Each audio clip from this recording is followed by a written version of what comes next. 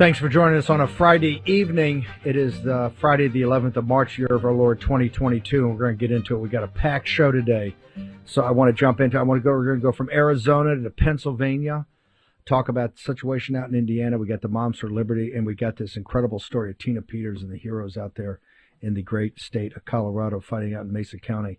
Okay, I want to start with Dan Schultz, Precinct Strategy. Okay, Dan, just so people know the critical path, the chain of events here. You've been working on this for years. We got together, kind of partnered up. You've been on the war room for a year and a half. People are really stoked. Throughout the country, this has become a cause. The left-wing media is in total meltdown because they see this as participatory populism, that MAGA, as you keep saying, just don't go to a rally, just don't watch War Room, just don't hit the donation button. You've got to get out there and become an actual member of the Republican Party. President Trump comes out after work of you and Steve Stern. He endorses it like a week ago Monday, and Mike Lindell, the great Mike Lindell, comes in and says, I believe in this too, I'm going to support it. 4 days later, there's emergency legislation, and I know, they said, they got all these bills in Arizona, they're looking at 50 bills, but there's emergency legislation that passes in a day, and Ducey signs it immediately, and it essentially outlaws the precinct strategy. I mean, it's kind of technical, but essentially it outlaws the precinct strategy as the law had it and the party had it, and you've been building it up for many, many years. And it looks like I keep hearing all these rumors. There was supposed to be a vote yesterday, everybody told me it was going to be Thursday of this week, Tuesday or Thursday, but no later than Thursday, that unwound the mistake and got it back into the people's hands that we could get back to the precinct strategy. Dan Schultz in Arizona. Did a piece of legislation get retorqued and did Ducey sign a new bill? Not that I know of.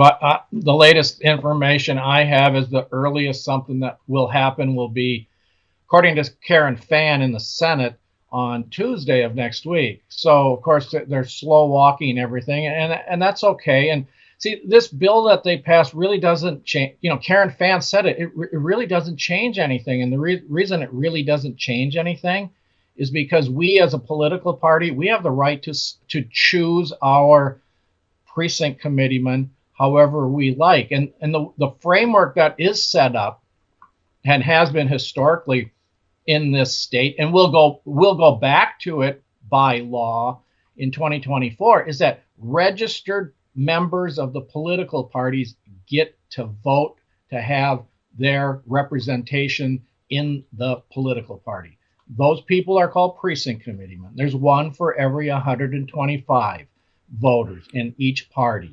So, and then once those precinct committeemen get elected, they get to elect the legislative district committee chairman. They get to elect the county chairs and the other officers. They get to elect the people who elect the state chairman who serves on the RNC. And then in the presidential election year, those same precinct committeemen, including the ones that were appointed before the end of the preceding year, they get to elect the delegates to the state presidential nominating convention. And those delegates, only the precinct committeemen, and again, they're elected by voters. This bill, HB 2938, I think it was. Yeah, 2839, I'm sorry. Section 4 purports to change everything. The problem is it doesn't have an enforcement clause, and it can't. County chairs are citizens. The government can't tell them what to do. They're trying to. They're hoping that they're going to go along with this. But I've got a plan. I'm not going to unveil it here. I've got a plan. It's a simple plan where we can fix all this. I hope they repeal this. But if they don't, I've got a plan for fixing it. Okay. And it's not on a Friday evening when everybody's getting ready to go to happy hour.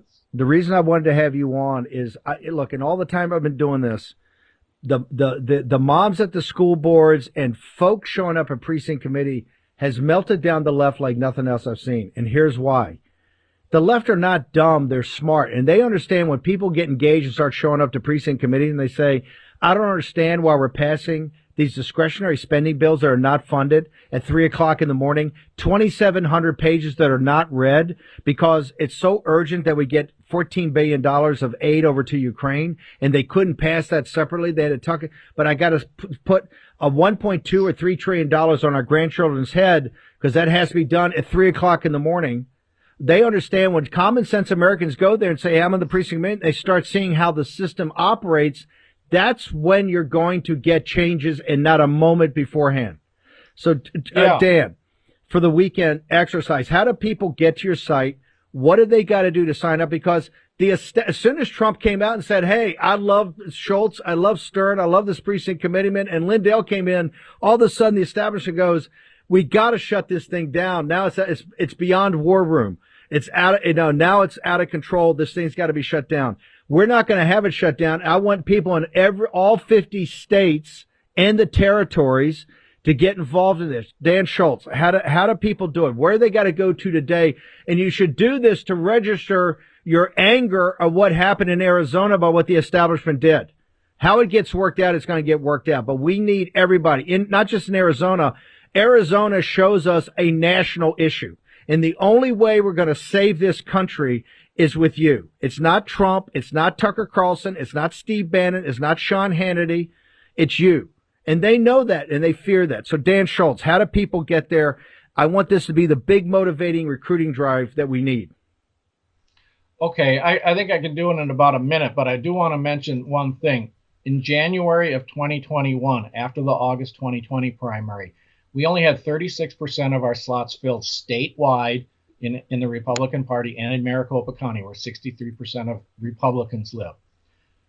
As of right now, we have 72%. We doubled our numbers in Maricopa County, and we're up to 63.5% statewide. That's why this happened, I believe. Okay? So thing to do, go to my site, precinctstrategy.com, precinctstrategy.com. When you get there, read the first page.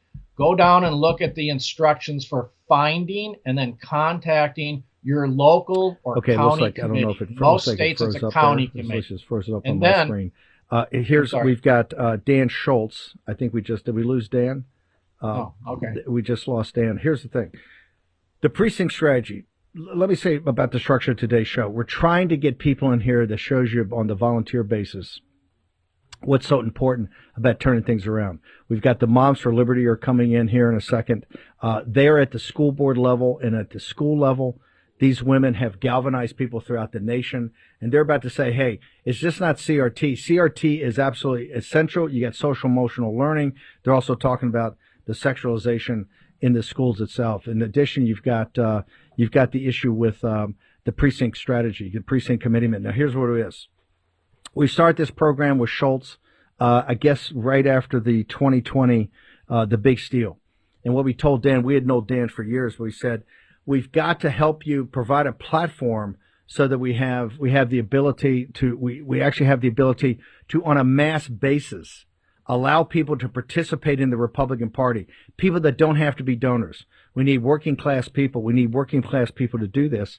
And that's why we said, let's use the precinct strategy. And so Dan came to us, and then Steve Stern drove it. We've had tremendous response throughout the country. The response has just been unbelievable. And this is and you could tell the mainstream media was starting to go nuts. They said, hold it, hang on for a second. You've got War Room, you've got Bannon, and every day they're bringing on people from Loudoun County and all these angry moms who are angry about the mask mandates. They're angry about the vaccines. They're angry about all that. Do I have Schultz back? Dan Schultz, you there, brother? Yeah, I'm here. I don't know what happened, but hey, I'm here. Yeah, we just froze up. Real quickly, Dan, because we're burning daylight now. Yeah. I can't just give me where do people go? How do they get to your site? Absolutely. So here's what you do: precinctstrategy.com. Precinctstrategy.com. Read the strategy. It's right there at the top. Scroll down. There's step-by-step instructions for finding and locating your local committee. It could be a county committee or a town committee, depending on which state you live in. Go to the state information. Click on your state. See what's there about your state. Read what's there. Watch whatever videos are there. There might be some tutorial videos. Bone up on the terminology, because it's not called precinct committeeman in every state. Terminology varies. Then get in touch with your local committee and say, I'm a good Republican, I want to participate as a voting member of this committee. How do I do it? They might not welcome you with open arms, but if they're conservatives, they will. So do it. And if you run into any obstacles, then contact me and I'll try to help you. Okay, Dan, real quickly on social media, how do people find you on social media? I post occasionally on Twitter about the Precinct Committeeman strategy. I'm Dan Schultz and the number 2. And then I've got sites on Gab, MeWe, and CloudHub. Just search on the word Precinct. I'm just Dan Schultz, and I also post on Getter. I'm trying to get off Twitter. This is one of the most important things going on in the country. I want everybody this weekend to go to Dan's site as a protest of what's happening out in Arizona. Dan, thank you so much for joining us. Sorry for the technical problem. Thank you, Steve. You bet. Thanks. Okay, let's go to, I want to go to the heart of Biden country. Biden keeps telling us he's Joe from Scranton, right? He's really from Wilmington, Delaware, which is the corporate headquarters of the world, but he keeps saying he's Joe from Scranton. I want to go to Scranton, Wilkes-Barre area, which is Pennsylvania. I think it's 8. Jim Bognet is running for Congress there. Jim, do we have you? Yes. Hey, Steve. Hey, how you doing, brother? Jim, first off, talk to me. Look, we've said in the 2020 election that Northeast Pennsylvania is kind of the center of the political universe. As goes that, so goes the nation. And obviously with the 2.6 million illegal ballots, mail-in ballots in Pennsylvania, President Trump won Pennsylvania. We'll get to the bottom of that decertification process eventually. But what if folks now think of the economy and Joe Biden's performance up in what is supposedly his hometown, sir? Steve, Joe Biden has turned his back on northeastern Pennsylvania, and he's turned his back on Scranton. From $5 a gallon gasoline to turning his back on an American energy security strategy and independence. He's flying illegal immigrants into the Scranton Wilkes-Barre airport on ghost flights. He even has a plan to send unvetted Afghan refugees. He's really trying to make rural red America a dumping ground for his problems, for people he doesn't know what to do with. So I would say Joe don't know Scranton anymore. He's turned his back on it, and he's kicked us in the butt. You think that people get independents and Democrats now? I know the Trump supporters understand it, but do you think they understand specifically what his policies have done to the country economically, and obviously the security on our southern border, and now this fiasco in Ukraine? Do you think even Democrats out there, particularly the good working class Democrats, do you think they understand that what a phony this guy is? They're being jolted awake. You know, I talk to people in Scranton and Wilkes-Barre every week, and they're being jolted awake by $5 gasoline. They also have seen how he's assaulted the Second Amendment, and he just seems weak. He just doesn't seem like he knows what he's talking about. So I talk to moderate independents, I talk to Democrats, and they say, you know, this guy told us he was going to govern from the center, but he's been captured by the squad. And I tell him he's always been a far left liberal. He campaigned on that. He's always been for the Green Raw Deal. But I think finally Democrats are waking up. And the other good news, Steve, this district voted for President Trump by 11,000 votes. And we're very confident that the Democrat working class is going to come out for us. We are making a play for working class independents, working class Democrats, because they realize the globalist elite Democratic Party doesn't represent them anymore. The Republican Party, the Conservative Party, represents these folks. What do they think? Do people get upset that he uses that as a prop? I mean, today he was railing on Wall Street, although he's totally in bed with the big donors and with Wall Street because everything's to their advantage. Do people in Scranton get upset that every time he's got to come and be a populist, like during the election when they let him out of the house a couple of times, so everything he's got to give a populist message or an economic nationalism or something, they automatically go to Scranton. So he's got that as a backdrop, and all the media is saying, well, you know, he's Joe from Scranton and Joe from working class background. Do people get turned off by that?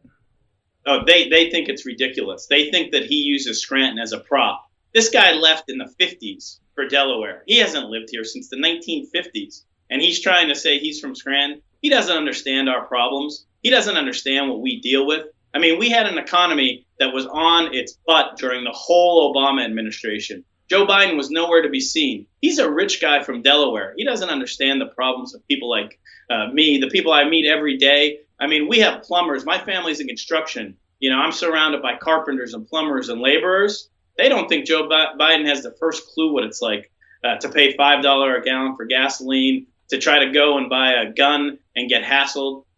He just doesn't get it. And I really wish the national media, the corporate media, would actually come here and talk to actual citizens. They'd realize that there's vast dissatisfaction with Biden. I heard of a poll that had him at 37% approval up here. And we are going to send a message to the whole country that Joe Biden has let Scranton down, and now Scranton's going to lead the red wave in 2022.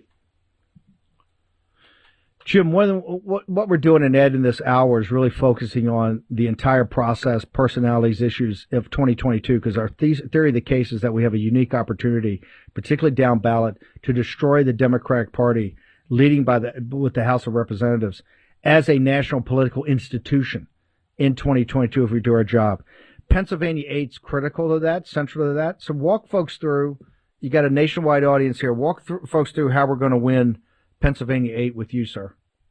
Well, number one, we have to take advantage of how bad a job Biden's doing. My opponent, Matt Cartwright, he's part of Nancy Pelosi's leadership. I call him Nancy Pelosi's lapdog, Matt Cartwright. He has voted with Nancy 100% of the time this Congress. He voted for the $1,200 payments to illegal immigrants in 2020. He voted against American energy security.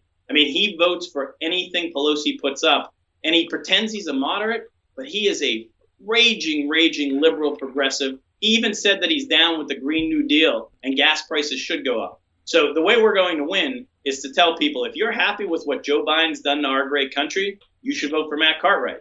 If you want to change, if you want to try something different, something better, you should vote for me, Jim Bognet. Go to bognetforcongress.com to learn more about our positions. We feel really good we're going to be able to flip this seat. You know, Steve, there are a lot of Democrats in this district. This is really a swing seat. It's 50-50 almost. But those Democrats know in their heart that Joe Biden's turned his back on them. If you're working class, if you're middle class, if you don't believe in CRT, if you don't believe in illegal immigration, Joe Biden's not your candidate. Matt Cartwright's not your candidate. Come back to the Republican Party. We're going to change the direction of this country. We're going to make America great again. Jim, how can people find out more about you as an individual? How can they find out more about what you believe in? And how can they find out more about your campaign? Number one, go to YouTube and watch my ads from last year where I talk about making China pay for all they've done to us with the China virus and the Wuhan flu. Number two, go to our Facebook, Bognet for Congress. On Twitter, we're Bognet, the number 4, Congress. And please go to our website, Bognet, FORcongress.com. We'll take any question. I'll take any phone call. We want to talk to people all over the country. This is truly a nationwide election. The future of America is at stake. If we could take back my seat and 5 other seats, we could stop Joe Biden and Nancy Pelosi from destroying our country. Look, the political center of America's universe is up in Northeast Pennsylvania. Those are hardworking. That is the kind of epitome of America in the 21st century. So I got to tell you, this is one of the reasons in starting the show we wanted to have Katie Arrington down in South Carolina, because President Trump's going down there this weekend for a big rally, but to have you on as soon as possible, because there's not a higher priority in this country. Maybe the Rio Grande Valley, but Northeast Pennsylvania, I got to tell you, it's a national fight. You're absolutely correct. So keep us up to date on what's going on. I know people up there absolutely love you. People I really respect, think the world of you. So let's fight on. Thanks, Steve. Thanks for all you do. Thanks, Jim. Jim Bognet. And I got to tell you, there's not a more important race that's going to go on in 22 than this race. Okay. Want to go to our strategic partner now, Star News, Michael Patrick Leahy. I got the Moms for Liberty. We got Tina Peters, got Latra, maybe Sharona Bishop. I can fit it in. Michael Patrick Leahy, I got to tell you, you've had so many great stories about what's going on in Florida, what DeSantis, this legislation he's putting up there. It's quite evident, and Jim just talked about CRT. We're going to have the Moms for Liberty right after you. And you got the great Susan Berry, and I know Susan when I was running Breitbart, she was like you as part of the group over there. She's amazing. But these stories every day are just getting more and more disturbing. I mean, it's great that we're seeing moms come to our side, but some of the stuff that's going on in the schools and some of the stuff that's going around small children is beyond shocking. It's just shocking. And you've got a story up in, I think, the Tennessee Star. I want to make sure we get it in all our chat rooms. Walk us through. We only got a couple of minutes, but tell us what's going on. It almost boggles the mind that this is happening. But walk our folks through what's going on. This is a story by our education editor, Susan Berry. The headline, Child Grooming Summer Camp Teaches 3rd to 5th Graders About Gender Spectrum, Sexual Kinks, and Condom Usage. This is out of Indiana, and it's a sex ed camp for kids aged 10 to 12. It's a $250 to be part of this camp. The good news, Steve, I guess, is it's a day camp, not an overnight camp, right? But this is a curriculum. It's been around for about 20 years. It's called the Our Whole Life's Sexuality Education Curriculum. It's put together by the Unitarian Universalist Religious Association and another kind of far left religious denomination called the United Church of Christ. It's a small denomination, not to be confused with the larger, more conservative Church of Christ group. But what's interesting about this story, Steve, is it was identified as a camp, a private camp being put on over the summer. Remember Tony Kinnett? Tony Kinnett was the Indianapolis high school teacher of science who got fired a few months ago for exposing the problems of CRT. He's now a co-founder of a publication called Chalkboard Review. This story in Indiana and Indianapolis has really gone all over the localities there. You know, our friend Tony Katz is a radio show host there. He's been talking about it as well. It's been a town hall. Of course, Susan Berry found it first for our publications. That's Star News Network. So let me ask you, it's a summer camp, and it's co-run by churches. Is it taking any public school money at all, or parents pay for this and the churches pick up the rest? Or is there any participation by taxpayer dollars or anything like that, or is it a private camp? That's a great question. These camps in the summer appear to be privately organized using the curriculum, been around for 20 years, put together by this group, Unitarian Universalists. But I did check because I knew, Steve, you would ask that question. And so I know this curriculum has been used in public schools in Oregon recently. We're going to find out, I suspect, is probably being used in more public schools. And that, as you point out, of course, is the big problem. Michael Patrick Leahy, this is unbelievable. The details of it are too salacious to go through in a dinner hour or a happy hour. I mean, that's how bad it is. That's why I want everybody to read the article. So, because we do have a lot of families driving home, etc., and it's too outrageous. And that's why I'm so shocked about this could go on. But I got to tell you, Susan Berry, you guys are the star. We've had a great first week of this partnership. You're a tremendous output, and we're going to put the links up to all your stories. You're just doing an incredible job. So, Michael Patrick Leahy, thank you so much. Steve, it's great to be with you. And on our side, this is a fantastic strategic partnership. We are proud to be your strategic partner, Stephen K. Bannon's War Room Battleground. It's a great addition to the War Room franchise. It really is, and the content's incredible. So I want to make sure we get this story, the Susan Berry story, up in the chat room. Thank you very much. Appreciate it. Great to be with you. We got a couple of minutes before the break, and we got Tina Deskovitz and Tiffany Justice from the Moms for Liberty. I wanted to have Michael Patrick Leahy come on here with the great Susan Berry story because it boggles my mind what you guys are up against. And I think it shocks people when they actually see what's happening in schools or education environments for children that are, 5, 6, 7, 8, 10 years old. I mean, look at this bill that DeSantis just got passed the anti-grooming law. So I want to bring you two on and just tell us, Moms for Liberty, what's the center of gravity? We got a couple minutes on this side. Walk us through, either Tina or Tiffany, you guys pick it. Walk us through the center of gravity of what you guys are up against and what you're fighting for. Well, we took 200 moms, and we took 200 moms up to Tallahassee with us to watch as HB 1557, Parental Rights in Education, the real name of the bill, not Don't Say Gay, which has been picked up by the media or started by the media and then picked up by the President of the United States and the press secretary. My goodness, the misinformation coming out of the White House. Shocking to see. And so we took 200 moms up to Tallahassee so they could see this bill debated on the House floor. And then it passed the House. It has since passed the Senate. It is on its way to the governor's desk. And we are happy to see that parental rights in education are being stood up for by our lawmakers. And hopefully our governor will sign that bill into law. Why is that?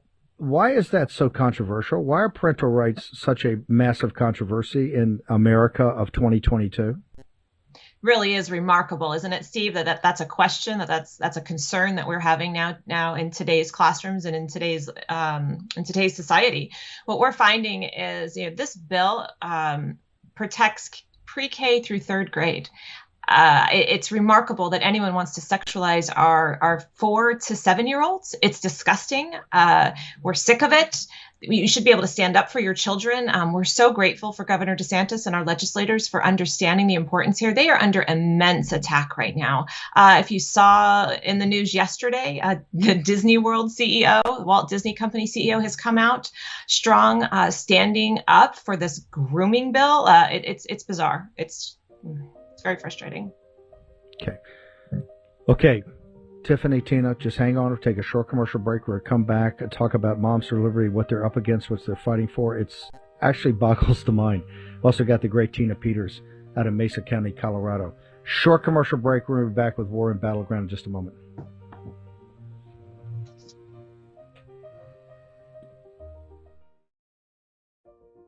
War Room Battleground with Stephen K. Bannon.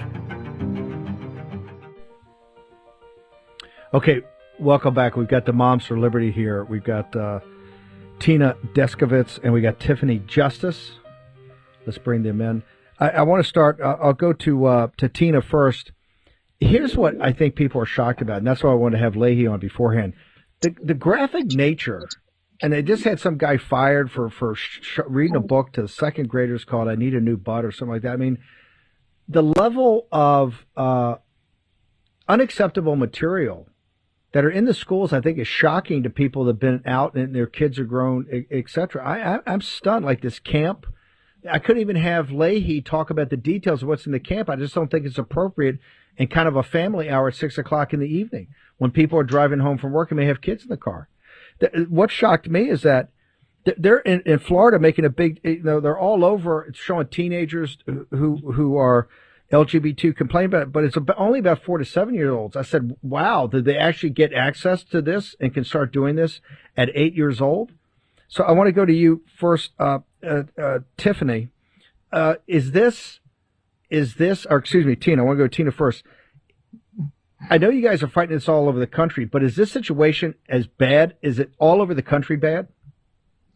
It is all over the country bad. It's been put in all of the curriculum in the English language arts curriculum, but especially in the social emotional learning, the SEL. They're sneaking it in. Tiffany likes to say it's like snake oil. It's alphabet soup, and they've snuck it in there. And so what they've done in some of the standards, especially for kindergartner through third grade, is they say there's a gender ideology standard that's being taught all across the country, and it tells these children no one can tell you what your gender is. Only you know what your gender is. It can be a boy or a girl. It can be neither, or it can be both. And that's the standard that is in the instruction. And that's that's the types of things that this bill that hopefully will be law very soon will prohibit pre-K through third grade. Hold on. I just want to make sure our audience understands that. And this is why I'm glad you guys came out today, because it's just not CRT. CRT is in this thing called social emotional learning. That's what we're going to be going after. And it's gender ideology standard, of which not the parents have a role, or even to be brought up in an education environment. You're supposed to be teaching reading, writing, arithmetic to go to the next level. How did this get into, and Tina, let me go to you. How did this get, or Tiffany, let me go to you. How did this get into even the curriculum in the first place? How did we get to this spot? I think that's a really great question, Steve, because I think there are a lot of parents that are saying, wait a second, we never agreed to you teaching this to our children, and now we're having to delineate that you can't teach it K through 3. I've had people come to me about this bill and say, why is this not through 6th grade? Why is this not through high school? And I want to be clear to the listeners and to make it clear to them what's happening here. There is a wedge that is being driven between you and your child in public schools. They are actively keeping secrets from parents. There is a parent in Florida, Steve, who has been very open about her experience. Her name is January Littlejohn. Her 12-year-old daughter was put into a gender transition program signed 6 pages of forms without her consent or knowledge. This girl sat with a social worker, with an assistant principal, with the gay, straight, or Alliance Club facilitator, and sat and went through forms where she answered questions about what name she wanted to use at school, what name she wanted them to use with her parents, what bathroom she would want to use, where she'd like to sleep on overnight field trips in the boys' or the girls' room. And this girl, 12 years old, 13 years old, is making these decisions completely by herself. This was kept from the parents. Unbelievable. So so let's go back to it. Let's go back to how did actually the schools get in the business of social emotional learning? How did this get to be part of the curriculum, whether it's 4 through 7 or 8?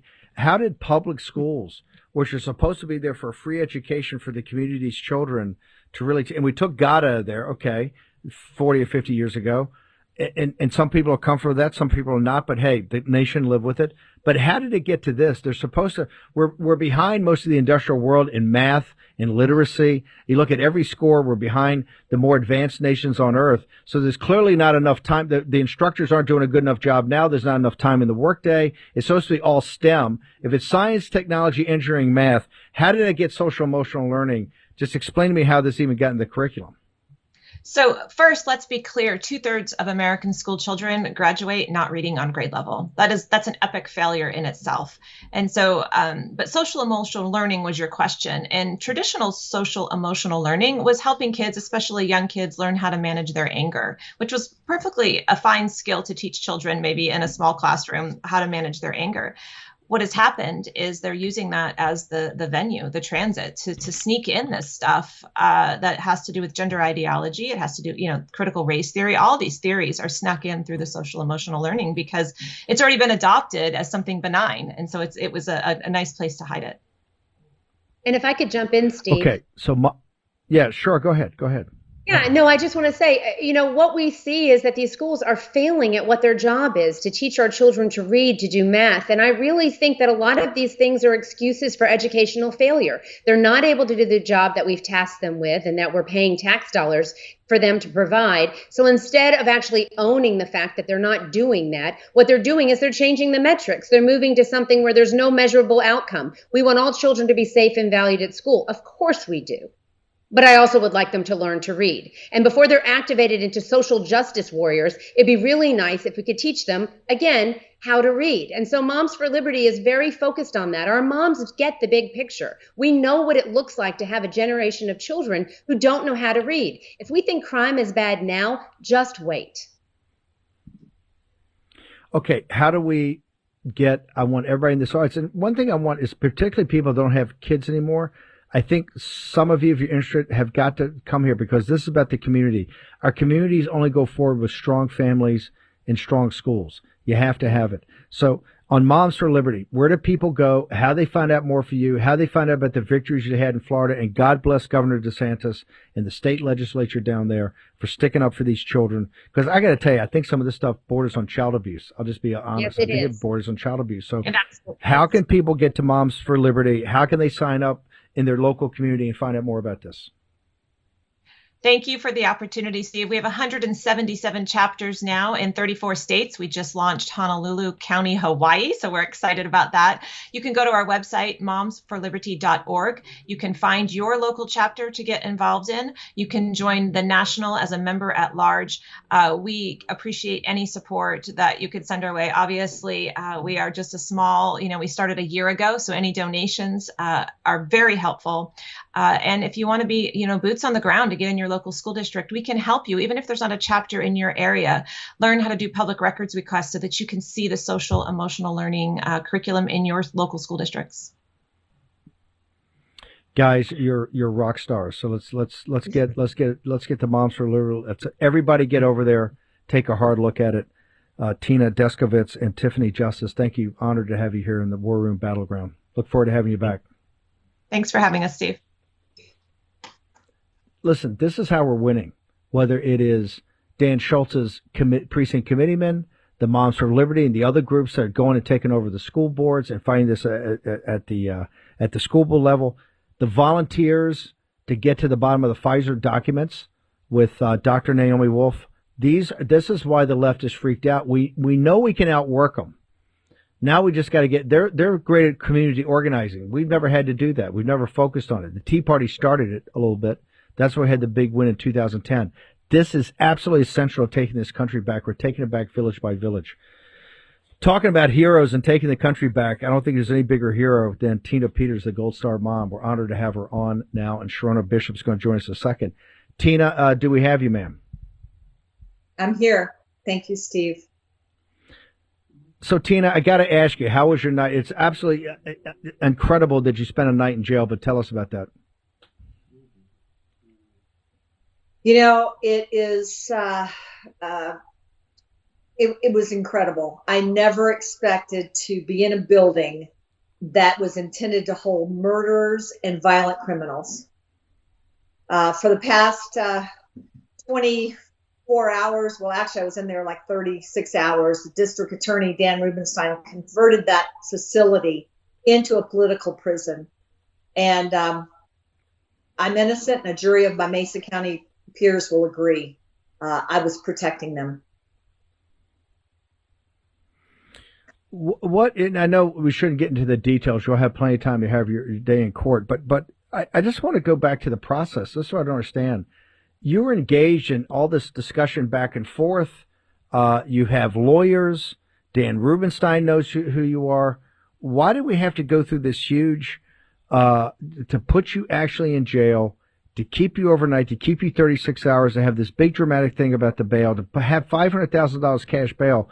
It's not the details of it. That all come out, and I think people have read this thing as thinking, why are they persecuting this woman?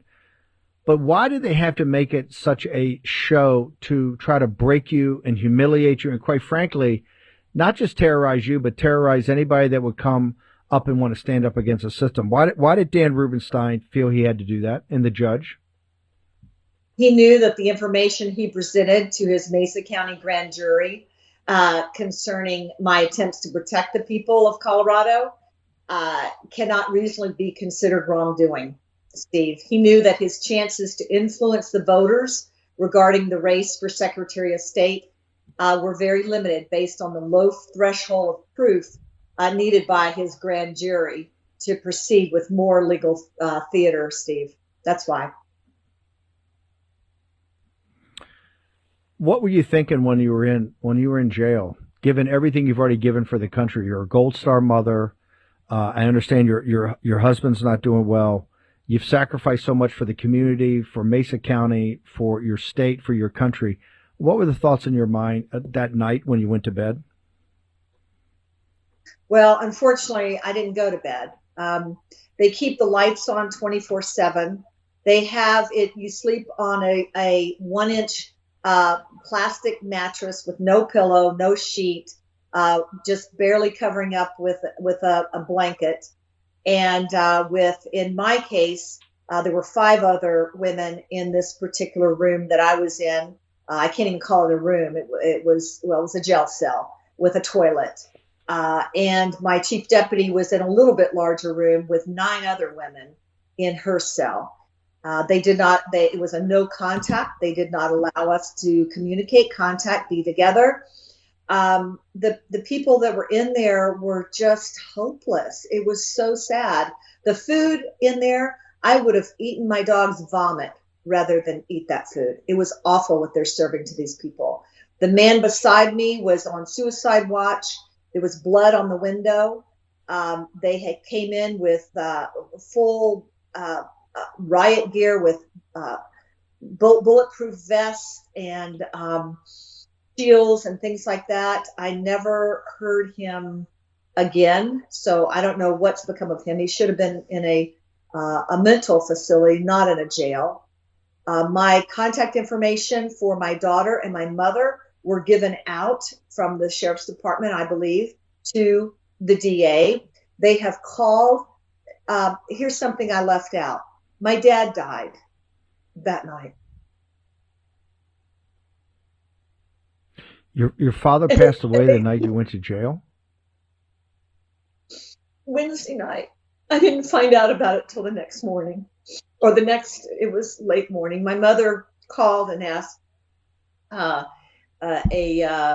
Sergeant Smith to have somebody call me, or that I could call. They would call for me, and that's how I found out that my dad had died while I was in jail. Today, and my daughter has been called and harassed by Detective Struy of the DA's office. My mother, my 93-year-old mother, has been called and harassed by Detective Struy. My sister, my two half-sisters, one of which took care of my father for years before his passing Wednesday night.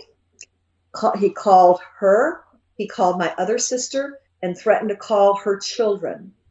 He is trying to launch an investigation. It appears that my dad overdosed.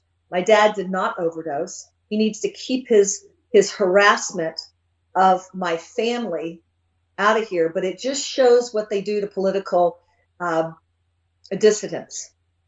And this is the most I keep thinking that the stuff they do can't get any worse, Steve. But when you are attacking a grieving family, insinuating that my father died of some other reason at 94 years old, it is and accusing and harassing my family. This is over the top, even for Merrick Garland. How do you spell Struy's name? Because we'll look into this. Detective Struy, you're saying, is harassing your family?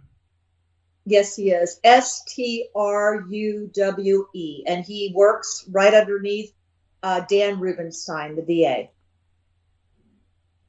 Why does Dan Rubenstein believe that he has to break Tina Peters? Why is he obsessed with breaking you, ma'am? Because he wants me to shut up and go away. And the second report is now out. So the first report came out, for those that don't know, that where it shows that they deleted the Secretary of State that I'm running against deleted 29,000 election records. The second report has now come out that shows that there were 36 wireless devices in this equipment, and probably all over Colorado and maybe all over the U.S. And also the and I'm standing here continuing to defend the citizens of Mesa County. And in this proceeding, the judge ruled that I cannot go into my office to conduct my duties, that I cannot associate anymore until we go to trial on May 24th with my chief deputy. Thank God I appointed a second chief deputy, Julie Fisher, and now she is the clerk in Mesa County, Colorado. And here's something that won't be reported in the mainstream media. That is the criminal investigation into a Mark Zuckerberg political organization in Pennsylvania and Wisconsin for election tampering. It's ctcl.org. That is civic, tech, and civic life. No, Center for Tech and Civic Life. Sorry, .org. Yeah. And it won't be reported because that's my primary opponent, a Republican, or she says she is. When you look and see who the supporters of this are, Pam Anderson, and the educated voters know why. Today was about influencing a primary election, about picking a weaker candidate. It doesn't matter if it's a Republican or a Democrat. Either way, they win here. If I don't get in as Secretary of State, so it's just unbelievable. There's no doubt, though, that you're going to press forward to be Secretary of State and take on Jenna Griswold in the general election. I mean, you're committed, even though they're trying to break you, you're committed to see this through to the end? You bet I am, Steve.